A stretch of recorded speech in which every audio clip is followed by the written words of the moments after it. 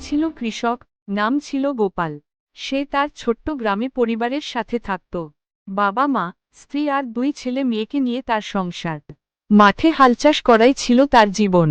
শীত গ্রীষ্ম, বৃষ্টি রোদ, সবকিছু উপেক্ষা করে সে প্রতিদিনই মাঠে যেত, মাটি কোপাতে, বীজ বুনত, আর স্বপ্ন দেখত একদিন তার জমিতে সোনার ফসল ফলবে। শুরু হলো সংগ্রাম। এ বছর ধানের চারা ভালোই উঠেছিল। গোপালের মনে একরাশ আশা, কিন্তু হঠাৎই প্রকৃতি তার সাথে বেইমানি করল। একদিন ভোরবেলা যখন সে মাঠে গেল, দেখল তার ক্ষেতের ওপর দিয়ে একদল বন্যহাতি চলে গেছে। ধানের চারাগুলো লণ্ডভণ্ড হয়ে গেছে। গোপালের বুক ফেটে কান্না এলো। এই ফসলই তো ছিল তার পরিবারের একমাত্র ভরসা। স্ত্রী এসে তাকে সান্ত্বনা দিল, বলল, আমার মনে হয় ভগবান আমাদের পরীক্ষা নিচ্ছেন, তুমি আবার চেষ্টা করো। এক অসম্ভব আশা।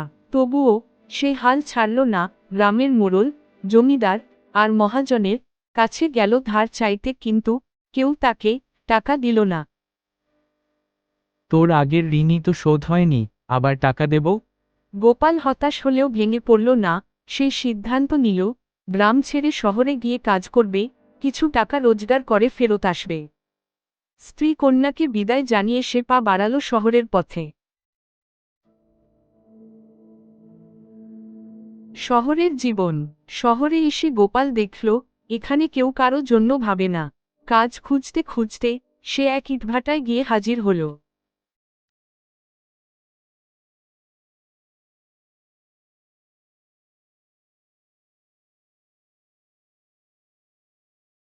আমি গ্রাম থেকে এসেছি, আমাকে যে কোনো একটা কাজ দিবেন। স্ত্রী সন্তানদের নিয়ে অনেক কষ্টে আছি, যদি কাজ দেন তাহলে অনেক ভালো হতো। মালিক তাকে বলল। তুই যদি পরিশ্রম করতে পারিস তবে কাজ পাবি। গোপাল রাজি হল। সারাদিন আগুনের মতো গরম ইট টানতে হতো, গায়ে ফোস্কা পড়ত। রাতে ক্লান্ত শরীরে একটা ভাঙা খাটে শুতো। তবুও সে মনে মনে বলত, এটা কষ্টের শেষ নয়, আমার পরিবারের মুখে হাসি ফোটাতেই হবে।